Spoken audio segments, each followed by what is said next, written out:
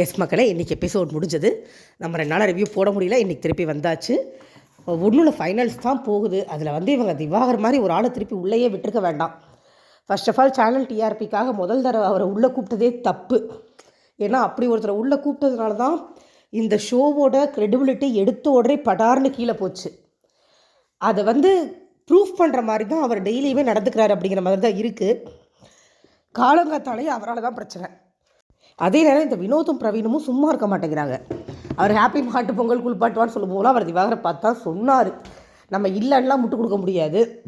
ஆனால் திவாகர் பேசுகிற பேச்செலாம் ரொம்ப எல்லையை மீறி போகுது மக்களே. ஒருத்தர் கலாய்ச்சா உனக்கு திருப்பி கலாய்க்க துப்பு இருக்கணும், இல்லையா கலாய்க்காதன்னு சீரியஸாக சொல்லணும். அதை விட்டுட்டு நேற்று என்ன பண்ணியிருக்காரு பிரவீன் கிட்டலாம், உன் ஒய்ஃப் உன்னை எப்படி கல்யாணம் பண்ணா, நீ சந்தேக புத்திக்காரன், அது எதுன்னு தேவையில்லாமல் பர்சனல் சைடுத்து பேசுகிறாரு. அது பண்ணக்கூடாது இல்லையா? என்ன மரியாதை? அந்த தர்பூசணி அதை தான் பண்ணுறான். அந்த தர்பூசணியை உள்ளே விட்டதுனால மட்டும்தான் இந்த சீசன் பெரிய ஃப்ளாப் ஆச்சு. இது டீமுக்கு தெரியுமா தெரியாதா எனக்கு ஒன்றும் தெரியல. கடைசி ஒரு நாள் கெஸ்ட்டாக கூப்பிட்டு முடிச்சு விட்ருக்கலாம் அந்த ஆளெல்லாம். எதுக்கு இத்தனை நாள் மறுபடியும் கூப்பிட்டு உள்ளே வச்சு அந்த ஆளை வச்சு ஒரு டிஆர்பி ஏற்றி இவங்களே அந்த ஆள் வெளில போகிறதுக்கப்புறம் டிஆர்பி இல்லாமல் போயிடுச்சா? என்னென்னவோ பண்ணிங்களா சேனலுக்கு. இப்படி ஒருத்தர் 2 பேர் நம்ம எப்பயுமே சேனல் ஓடாது. அந்த ஆளுக்கு தேவையெல்லாம் விஜய் டிவியில் பயங்கர ஹைப் கொடுக்குற மாதிரி தான் எனக்கு இருக்குது. அவன் ஏதாவது பெரிய பணக்காரன் நிறைய காசு கொடுக்குறாங்க அப்படிங்கிறது நம்மளுக்கு தெரியலை. வினோத் கிண்டல் பண்ணிட்டு வந்தோடனே இவர் வெளியில் மைக்கை வாட்டிட்டு வீரமாக எழுந்து வராராம். வினோத் கிட்ட ஒரு அடி தாங்க மாட்டேன், நீ ஒரு அடி தாங்க மாட்டேன் அப்படின்னு பெரிய வீரம் மாதிரி கையை தூக்கிட்டு பக்கத்தில் போகிறாரு. பார்த்தா கையெல்லாம் நடுங்குது. அந்த ஆள் கோவம் நினச்சி பண்ணிகிட்டு இருக்கான். நம்மளுக்கு என்னமோ நரம்பு தளர்ச்சி வந்த மாதிரி தான் இருக்குது. லிட்ரலி பிரவீன் திரும்பி லைட் அடி தட்டினா திவாகர் மட்டை அவ்வளோதான் முடிஞ்சுது. யார்கிட்ட பேசிகிட்டு இருக்கான்? வினோத் அடிக்கலாமே திவாகர் தாக மாட்டான். ஐய கருமோ, காலங்காத்தால் இந்த கருமம் முடிச்ச பிரச்சனையை ஒன்று பண்ணிக்கிட்டு இருந்தாங்க. பார்க்கவே பிடிக்கல சீரியஸாக. அந்த ஆள் பண்ணுறது பேசுகிறதாகட்டும், அவங்ககிட்ட போய் விடாமல் இந்த வினோத்தும் பிரவீனும் வம்பளுக்கிறதாகட்டும், அவனுக்கு ஒரு ஸ்பாட்லைட்டே கொடுக்க தேவையில்லை என்னை பொறுத்த வரைக்கும். பிகாஸ் எதுக்குமே ஒர்த்து இல்லைங்க அந்த ஆள், சுத்தமாக ஒர்த்தே இல்லாத ஆள். அதுக்கப்புறம் இந்த எல்லோரும் சேர்ந்து குறும்படம் ஒன்று போட்டாங்க. என்ன குறும்படம்னா, அவங்களுக்குள்ளே இருந்த முரண்பாடுகள்னு சொல்லி ஒரு குறும்படம் போட்டாங்க. அதுலேயும் அதே தான். வினோத் திரும்பி பார்த்து இந்த ஆளை பார்த்து துப்ப, இந்த ஆள் மறுபடியும் துப்ப. பிரஜன் வினோத் துப்புனதை பார்க்காம இவன் தான் துப்புனான்னு நினச்சி எழுந்து போய் அட்வைஸ் பண்ண உடனே. அதாவது சாதாரண நேரத்தில் அந்த ஆள்கிட்ட ஒரு பிரச்சனை பாருங்கள். சாதாரண பேசும்போது அண்ணன் பேசுவான் பிரஜன்கிட்ட. கோவம் தானே, யோ நீலாம் ஒரு ஆளா அப்படின்றான் உடனே. அதுதான் அந்த ஆளோட ரியல் கேரக்டர். மற்றபடி சாண்டி இன்னைக்கு அழகாக சொல்லியிருப்பார், மூஞ்சி சிரிச்ச மாதிரி வச்சுருக்க, உள்ளுக்குள்ளே அவ்வளோ இருக்குல்ல உனக்கு அப்படின்னா தான் உண்மை. அவன் இன்னசென்ட்டெல்லாம் கிடையவே கிடையாது. பிரஜனை பெரியவன் அண்ணான்னு தானே கூப்பிடுறான். இவன் சொல்கிற வயசு படி பார்த்தா பிரஜன் பெரியவர் தானே. அப்படி எப்படி பேசணும், எவ்வளோ கோவம் வந்தாலும் மரியாதையாக பேசணும்ல. சும்மா சீன் ஓட்டிகிட்டு இருக்கான். பிரஜன் பார்க்கல ஃபர்ஸ்ட் ஆஃப் ஆல். அப்படியே ஒரு வேளை பார்க்காம சொன்னீங்க, பார்க்கலன்னா பாருங்கன்னு சொல்கிறது என்ன? ஐயோ நீலாம் ஒரு ஆளா அப்படின்னு கத்துறது என்ன? இவரை இந்த ஆளை ஜட்ஜ் பண்ணுறக்கு ஒன்றுமே இல்லைங்க. எனக்கு தேவையில்லாமல் இந்த ஆளுக்கு மாஸ்க் கொடுத்து க்ரியேட் பண்ணுற மீடியா மேலே தான் எனக்கு கோவம். ஏன்னா இவனெல்லாம் அப்படியே விட்டாலே போயிடுவான். அவனுக்கு ஒரு சான்ஸை கொடுத்து நல்ல செட்டலான ஆளுங்களெல்லாம் கூப்பிட்டு அவங்க கூட பேச வச்சு எல்லாரையும் அசிங்கப்படுத்தி கேவலப்படுத்தி இதெல்லாம் தேவையா அப்படிங்கிற மாதிரி தான் இருக்குது. இது ஒரு மொக்க சண்டை ஒன்று முடிஞ்சது. அதுக்கப்புறம் பிரஜினும் சாண்ட்ரா எப்பவும் போல் விஷம் வேலை. நான் சீரியஸாக சொல்கிறேன் மக்களே, எல்லாருக்கும் பிக் பாஸ் பார்க்குறதுக்கு முன்னாடி பிரஜின் சாண்ட்ராவை எவ்வளோ பிடிச்சிருந்ததோ அது கூட ட்ரிப்பிள் மடங்கு வெறுக்கிற மாதிரி 2 பேரும் நடந்துக்கிட்டாங்க. திரும்பியும் அதே தான் பண்ணுறாங்க.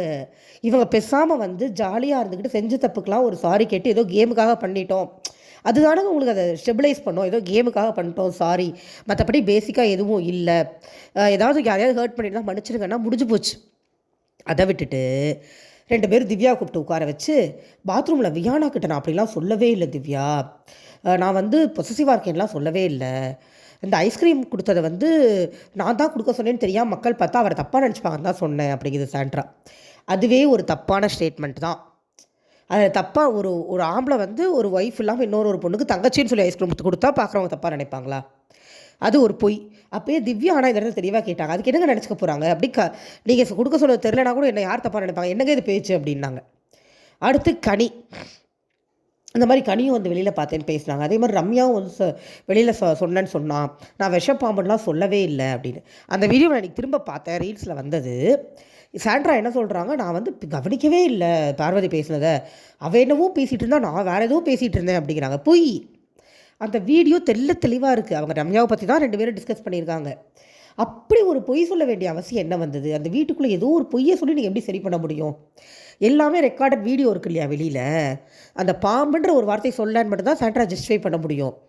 மற்றபடி அவங்க சொல்கிறதெல்லாம் பொய் தான். மறுபடியும் அவங்க திவ்யாட்ட சொல்கிறாங்க, அப்படி தான் தப்பாக புரிஞ்சுக்கிட்டாங்க, நான் வேறு ஏதோ பேசிகிட்டு இருந்தேன். அப்போயும் திவ்யா கேட்டுச்சு, உனக்கு அப்படி ரம்யா உன்னோட ஃப்ரெண்ட்னா நீ ரம்யா பற்றி பாருவே உன்ட்டு தப்பாக பேசுறதா நீ பேசாதன்னு சொல்லியிருக்கணும்ல அப்படின்னு திவ்யா கேட்டது தான் இப்படி ஒரு பல்ல நான் வேறு ஏதோ யோசிச்சுட்டு இருந்தேன், நான் பாரு பேசுறது கவனிக்கவே இல்லைன்னு பொய் சொல்கிறாங்க. ரம்யா பற்றி தான் 2 பேரும் பேசிகிட்டு இருந்தாங்க. இன்றைக்கி கூட நான் வீடியோ பார்த்தேன். அடுத்த பொய்.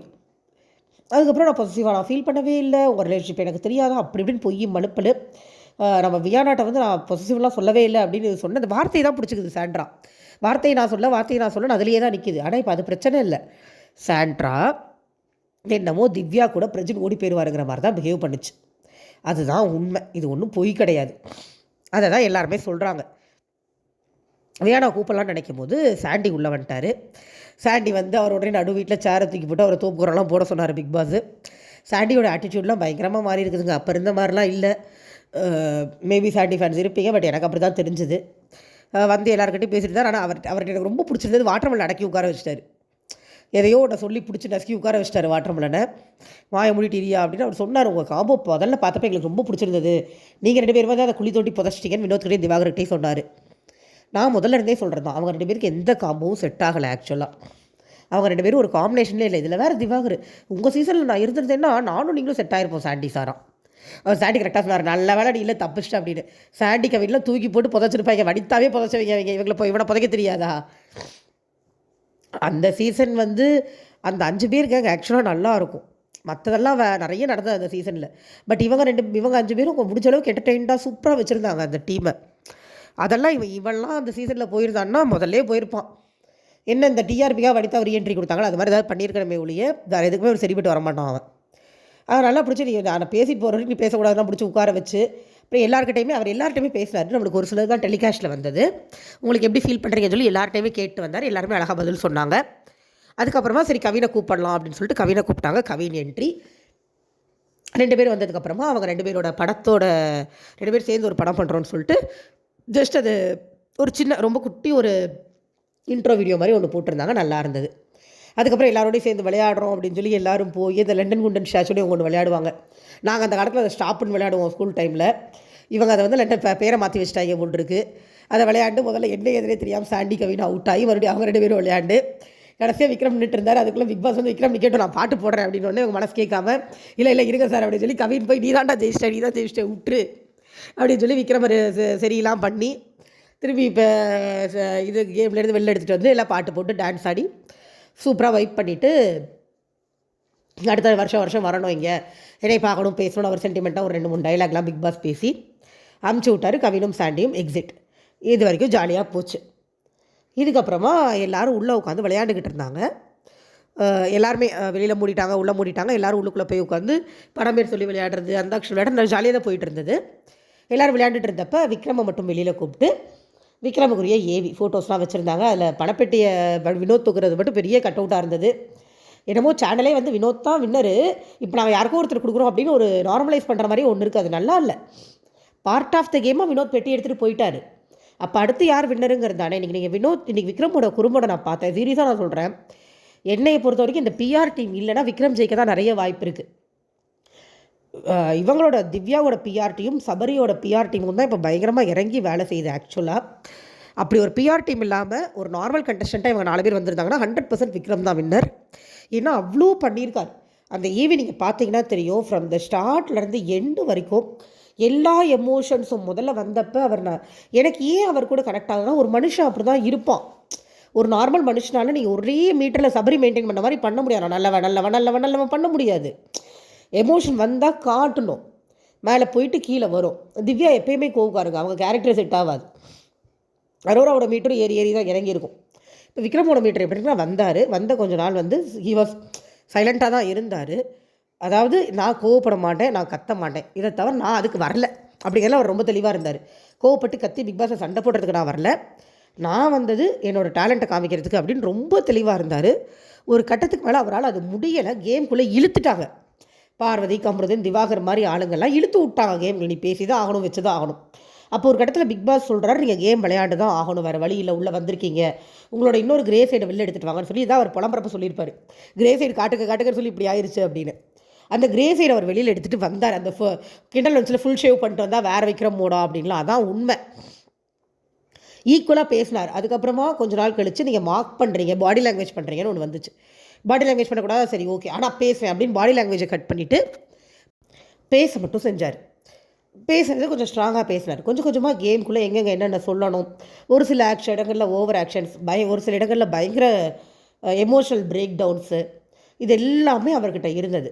திருப்பி ஒரு மாதிரி இப்போ நார்மலைஸ்க்கு சரி கேம் முடிய போதா ஓகே, நம்ம இது இல்லை, அந்த கடைசியில் திவ்யா கூட போட்ட சண்டையோட ஒரு முற்றுப்புள்ளி வச்சுட்டு அதுக்கப்புறம் யார் என்ன பேசினாலும் வியானா கிட்டலாம் அவர் வாயவே திறக்காதுக்கு அதான் காரணம். ஓகே முடிஞ்சிருச்சு, என்னத்தையோ பேசிட்டு போய் என்னவோ சொல்லிட்டு போ, என்ன மிஞ்சி மிஞ்சி கூட கப்பு வராமல் போகும், அவ்வளோதானே, போயிட்டு போட்டுன்ற ஒரு மோடுக்கு போய் இப்போ அவர் முதல்ல வந்த விக்ரமாக இருக்கார். இது ஒரு மனுஷனோட நேச்சுரல் கிராஃபாக நான் பார்க்குறேன். அதையே தான் வந்து பிக் பாஸும் சொன்னார். ஒரு இடத்துல அழுகிறதுங்கிறது என்னவோ பெரிய அவமானமாக கருதும் போது அது நார்மல் மனித எமோஷன்னு காமிச்சவர் விக்ரம்.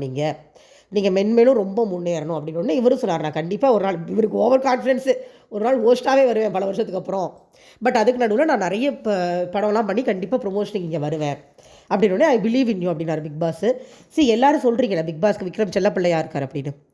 ஏன்னா இந்த பிஆர் டீமை ஒதுக்கி வச்சுட்டு பிஆர் டீம் பூசுகிற நெகட்டிவ் சாயல்லாம் இல்லாமல் ஒரு நார்மல் எமோஷனாக பாருங்களேன், அதை ஒதுக்கி வச்சுட்டு. அந்த மாதிரி ஆளுங்களை தான் ஒரு ஹையர் அத்தாரிட்டியில் இருக்கிறவங்களுக்கு பிடிக்கும். அவர் பிக் பாஸோட சொல்கிறாருன்னா இவர் கேட்பார், தப்பு பண்ணார்னா திருத்திப்பார். இதே பிக் பாஸ் சொல்கிறார், தப்பு பண்ணுறதெல்லாம் பிரச்சனை இல்லை, அது பண்ணுவாங்க எல்லாருமே, அதை திருத்திக்கிட்டு அடுத்த லெவலுக்கு யார் போகிறாங்களோ அவங்க தான் பெஸ்ட்டு. பண்ணுற தப்பை திருத்திட்டு அந்த தப்பை ஒதுக்கி வச்சுட்டு அடுத்ததுக்கு போயிடணும், அடுத்ததுக்கு மூவ் ஆனோம், தப்பு திருப்பி பண்ணக்கூடாது. இதை தான் விக்ரம் திருத்திக்கிட்டே வந்தது. கொஞ்சம் கொஞ்சமாக ஐயோ பேசியிருக்கக்கூடாது, செஞ்சுருக்கக்கூடாது அப்படின்னு. சில இடங்களில் ஓவர் ஆக்ஷன்ஸ் கண்டிப்பாக இருந்தது, அழுகையாகட்டும் கத்தலாகட்டும். பட் அது எல்லாமே அந்த வீட்டோட ரோலர் கோஸ்டர் ரைடு. அதையும் நீ கட்டுப்படுத்திக்கிட்ட அப்படின்னா நீ என்னத்தை தான் காமிக்கிற மக்களுக்குன்னு ஒன்று இருக்குது. ஓகே சூப்பர், நல்லா இருந்தது, எனக்கு ரொம்ப பிடிச்சிருந்தது. என்னையை கேட்டால் எல்லாத்தையுமே அந்த வீட்டில் காமிச்ச எல்லா ஃபேஸஸையுமே காமிச்ச விக்ரம் தான் ஜெயிக்கணுன்றது என்னுடைய ஆசை. பட் அது நடக்க போகிறதில்ல. மிட்வீக் எவிக்ஷன் அரோரான்னு சொல்கிறாங்க. அரோரா தான் ஓட்டிங் லிஸ்ட்டில் இருக்காங்க. ஸோ போகிறதா இருந்தால் அரோரா தான் போகணும். என்னை கேட்டால் 4 பேரையே கூட்டிகிட்டு வரலாம், அதில் ஒரு எவிக்ஷன் தேவையே இல்லை இந்த டைமில். எதுக்கு தேவையில்லாமல் பண்ணுறாங்க தெரியல. வந்து நிற்கட்டுமே என்ன இப்போ ஃபைனல் ஸ்டேஜில் ஒரு 4 பேர் கடைசி 4 வீட்டுக்குள்ளே இருந்தால் ஆவாதா, எதுக்கு இப்போ மிட்வீக் எவிக்ஷன்லாம் எனக்கு சீரியஸாகவே தெரில. அது நடந்திருக்கானும் தெரியல, நம்ம பார்க்கலாம். அண்ட் கண்டஸ்டன்ஸ்லாம் நைட்டு போகிறாங்கன்னு நினைக்கிறேன், நைட்டோ இல்லை காலையிலையும் கிளம்புறாங்க. ஏன்னா இன்றைக்கி ஏதோ போஸ்ட்லாம் போட்டுருந்தாங்கன்னு சொன்னாங்க. அண்ட் இன்றைக்கி விக்ரமோட குறும்படம் மட்டும்தான் வந்திருக்கு. நாளைக்கு அரோரா, சபரி, திவ்யா 3 பேர் இதுவும் வரும். திவ்யாவோடது கடைசியாக வந்தது அப்படின்னா நீங்கள் திவ்யா தான் வென்னு கன்ஃபார்ம் பண்ணிக்கலாம். ஏன்னா வேறு வழி இல்லை, பிஆர் டீம் பயங்கரமாக ஓட் பண்ணிட்டுருக்காங்க, பயங்கரமாக ப்ரொமோட் பண்ணிகிட்டு இருக்காங்க. கம்பேர் டு சபரி, அரோரா, விக்ரம் 3 பேரோடு கம்பேர் பண்ணும்போதுமே நான் திவ்யா கம்மின்னு தான் சொல்லுவேன். ஏன்னா காட்டு கூச்சலாக கத்துனது தவிர திவ்யா வேறு எதுவும் பண்ணலை. அப்படி பார்த்தா சபரி ஆகட்டும், அரோரா ஆகட்டும், விக்ரம் ஆகட்டும் அந்த வீட்டுக்கு ஃபேஸ் பண்ணதும் அவங்க போட்ட எஃபர்ட்டோ ஜாஸ்தி. திவ்யா ஜெயிச்சா அடுத்து வர்ற சீசன்களில் ஒரு எல்லா கண்டஸ்டண்ட்டுமே லபோதிபோன்னு கத்துறதையும் அடுத்தவங்க பேசுகிறத கொஞ்சம் கூட கவனிக்காமல் இருக்கிறதையும் பிஆர் டீமை வச்சு அவங்க ஜெயிக்கிறதையும் நம்ம பார்க்கலாம். இப்படி தான் ஒரு சீசன் எக்ஸாம்பிளாக செட் ஆச்சு. அதுக்கடுத்து 2 சீசன் பரவாயில்லாமல் போச்சு. இப்போ மறுபடியும் அதே மாதிரி ஒன்று நடக்குது அப்படிங்கும்போது எனக்கு என்ன சொல்கிறது தெரியல. கண்டிப்பாக அந்த சீசன் அளவுக்கு மோசம் இல்லை, அவங்க கொஞ்சம் நேர்மையாக யோசிக்கிறவங்க தான். பட் நேர்மை தனக்கு தோன்றது மட்டும் தான் யோசிப்பாங்களே ஒழிய அந்த நேர்மை அவங்களுக்கும் அடுத்தவங்களுக்கும் மாறுபடும் அப்படிங்கிறது அவங்களுக்கு புரியவே புரியாது. இன்றைக்கி வியானாட்ட எக்ஸ்ப்ளனேஷன் கேட்கும்போது கூட இவங்க மட்டுமே பேசிகிட்டு இருக்காங்க, எக்ஸ்ப்ளனேஷன் அந்த பொண்ணை சொல்ல விடாமல். வியானா ஒரு கட்டத்தில் பேச விடுங்களேன் அப்படின்னு, ஏன் அப்படி சொல்லாத அப்படின்னு சொல்லிட்டு மறுபடியும் பேசிக்கிட்டே தான் இருந்தாங்களே ஒழிய கஷ்டங்க, ரொம்ப கஷ்டம். ஓகே மக்களே, நம்ம நாளைக்கு பார்க்கலாம். கொஞ்சம் சப்போர்ட் பண்ணுங்கள். அது 50 சப்ஸ்கிரைபர் தான் ப்ளீஸ். யார் கேட்கலாம் சப்ஸ்கிரைப் பண்ணுற மட்டும் தட்டி விட்டுருங்க. அட்லீஸ்ட் 1000 நான் ரீச் பண்ணிடுவேன். அதுக்கப்புறமா நம்ம வியூஸ்க்கு போராடலாம். Thank you so much. கொஞ்சம் சப்போர்ட் பண்ணுங்கள், லைக் பண்ணி ஷேர் பண்ணி சப்ஸ்கிரைப் பண்ணி சப்போர்ட் பண்ணுங்கள். தேங்க்யூ.